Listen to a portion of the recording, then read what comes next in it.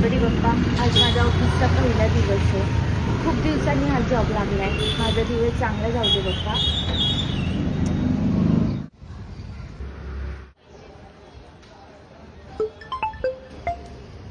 Unknown call. Hello, काय मग ओळखलंस का? कोण बोलतोय? बरं ऐक, आज ऑफिसला सुट्टी, आज ऑफिसला येऊ नको. पण आज माझा तर ऑफिसचा पहिला दिवस आहे. Hello hello,